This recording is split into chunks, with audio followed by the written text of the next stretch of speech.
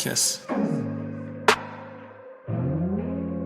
Yeah, it's your boy, Mark K. Smith, also known as Akins. As you guys know, during the week, I bring you the Who's Better series. If you don't know, now you know. And also the overrated and underrated series. This time on Saturdays, I'm going to bring you addition to the Who's Better series. It's going to be a Who's Better NBA Duo edition. So on the menu today, I have the Spurs duo in Tim Duncan and Tony Parker, the Lakers former duo in Shaquille O'Neal and Kobe Bryant. Which duo is better?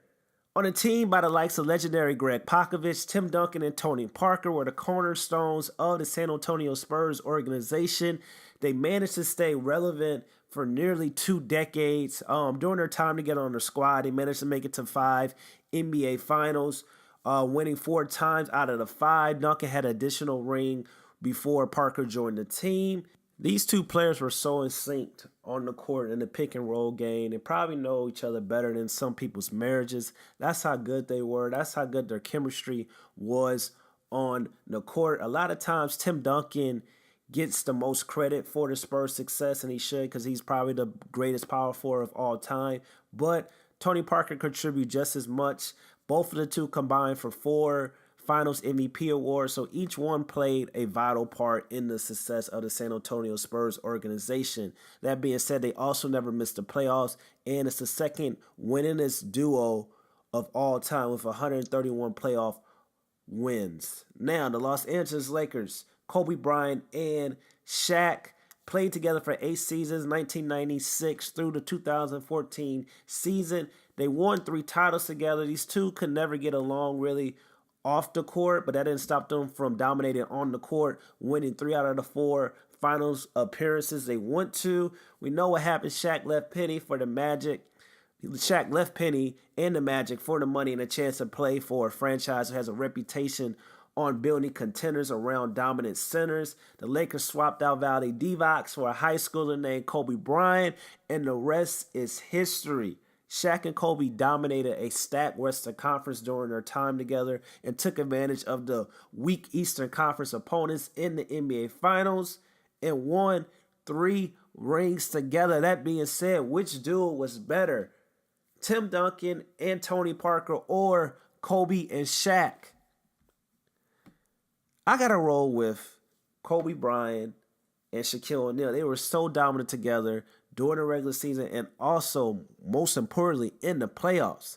They won 3 championships, and I would agree that the first title in 2000, Shaq was like the league MVP, the veteran in the middle of his prime, did the heavy lifting during the season, and also was very dominant in the playoffs. He averaged 30.7 points per game, 15.4 rebounds per game, 3.1 assists. Kobe, which was a youngin at 21 years old, averaged 21 points per game, 4.5 rebounds, 4.4 assists.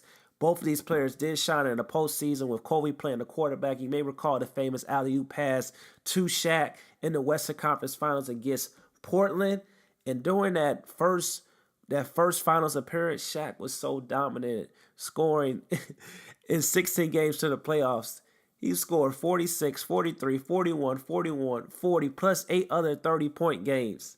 People forget how good Shaquille O'Neal was. He was literally unstoppable, but Kobe was no slouch in the first trip to the finals. He provided some scoring as well, highs being 35, 33, 32, 32 at the age of 21. But it was the second NBA Finals when they appeared in where you knew that both of these two were possibly the greatest duo of all time. They both averaged 30 points per game. Shaq averaged 15 rebounds, 3.2 assists.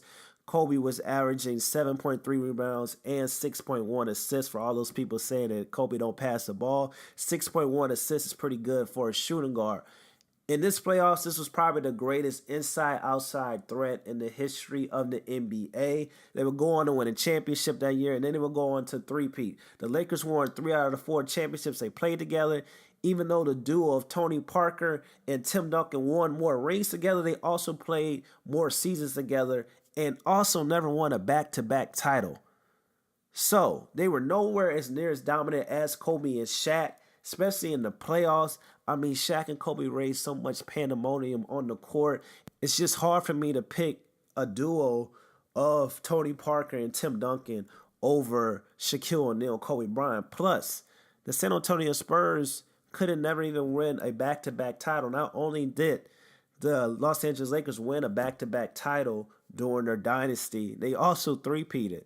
Only the Jordan's Bulls have done that twice. The 1952 LA team and the 1959 Boston team who went 8 in a row. But we know back then the league was a little bit different. That being said, though, if I had to pick a duo, I'm picking the Los Angeles Lakers, Kobe Bryant, and Shaquille O'Neal over Tim Duncan and Tony Parker. But what do you guys think? Let me know in the comments below. Which duo are you rolling with? This is your boy, Ma K. Smith, also known as AKs. Don't forget to like, comment, and subscribe. Also, check out some of the other links I got down there as well. I'm gone, man. Peace.